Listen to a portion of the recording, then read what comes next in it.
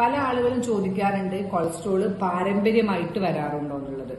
അപ്പൊ പാരമ്പര്യമായിട്ട് ചില ഫാമിലിയൽ ഹൈപ്പർ കൊളസ്റ്റിനീമിയ എന്ന് പറഞ്ഞിട്ടൊരു കണ്ടീഷൻ നമ്മൾ കാണാറുണ്ട്. അതായത് ചില പേഷ്യൻസ് ഒക്കെ എന്റെ ഒരു എക്സ്പീരിയൻസിൽ എനിക്ക് തോന്നിയിട്ടുണ്ട്, ചില ആളുകളിൽ ഈ ടോട്ടൽ കൊളസ്ട്രോൾ ലെവൽ 900 റേഞ്ചിലൊക്കെ നമ്മൾ ചിലപ്പോൾ കാണാറുണ്ട്.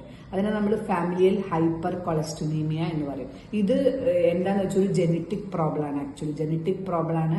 അവിടെ കൂടുതലായിട്ട് അക്യുമുലേറ്റ് ചെയ്യുന്ന കൊളസ്ട്രോളിനെ തിരിച്ച് ലിവറിലേക്ക് കൊണ്ടുപോകാനൊക്കെ ഒരുപാട് ബുദ്ധിമുട്ട് വരാറുണ്ട്. ഇതൊരു ക്രോമോസോമൽ ഡിഫക്റ്റ് ആണ്. ക്രോമോസോം 19 എന്ന് പറഞ്ഞ ക്രോമോസോമാണ് ഈ ഒരു ഡിഫക്റ്റിൽ ഇൻവോൾവ് ചെയ്തിട്ടുള്ളത്.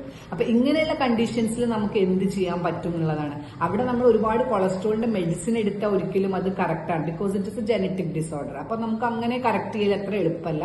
ആ കേസുകളിലും അയാളുടെ ബാക്കിയുള്ള സിംറ്റംസ്, ബാക്കിയുള്ള കാര്യങ്ങളെല്ലാം നോക്കിയിട്ട് അതിന്റെ